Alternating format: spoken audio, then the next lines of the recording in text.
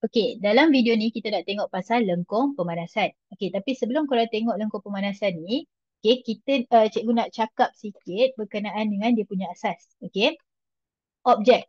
Okey, objek. Bila kita panaskan objek, dia ada dua kemungkinan. Okey, dia tak akan berlaku serentak tapi dia ada dua kemungkinan. Yang pertama adalah objek tersebut akan tingkatkan dia punya suhu. Okey, atau dia akan ubah dia punya fasa. Okey, kenapa perkara itu berlaku? Suhu akan meningkat bila dia tingkatkan tenaga kinetik dia atau kinetik energi. Okey, kinetik. Okey. Ubah fasa berlaku bila dia lemahkan ikatan. Okey. Jadi cikgu bagi korang analogi Katakanlah ni korang. Okey, ni korang.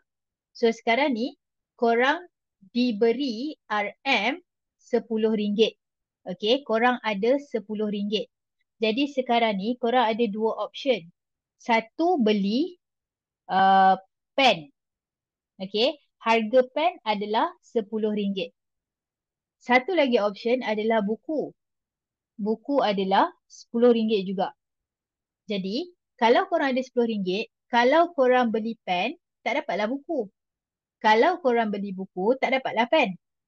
Sama macam objek tadi. Bila kita bagi haba, kalau dia gunakan haba tu, RM10 tadi tu, untuk naikkan tenaga kinetik dia, suhu dia bertambah lah. Tapi fasa dia kekal.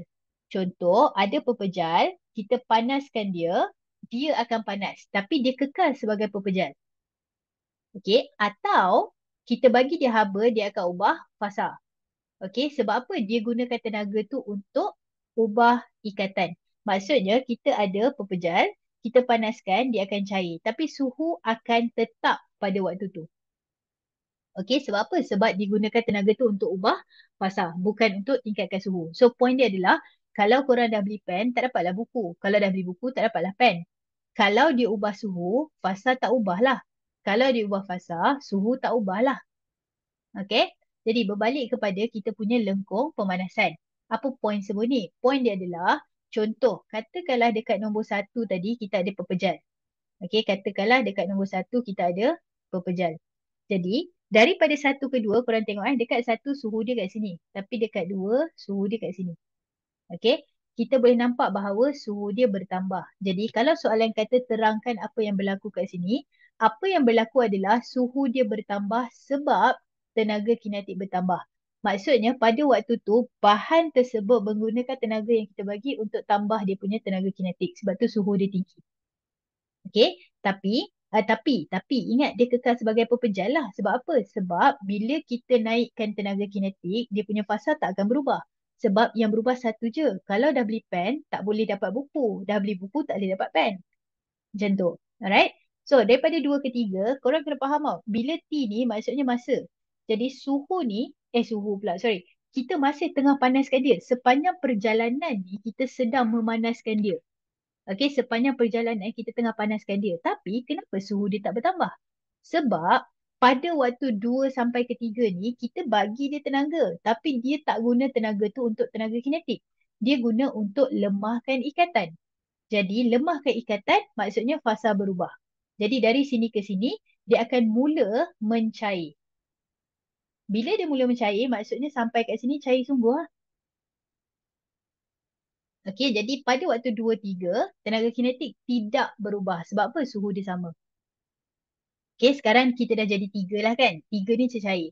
So, kita panaskan lagi. Tapi kali ni nampak suhu dia bertambah. Jadi, dia akan kekal sebagai cecair. Kenapa? Sebab suhu bertambah, fasa tak berubah. Jadi, tenaga kinetik dia yang bertambah. Jadi, pada waktu ni, daripada 3 ke 4 ni, kita panaskan dia. Jadi, dia akan guna tenaga tu untuk meningkatkan dia punya suhu.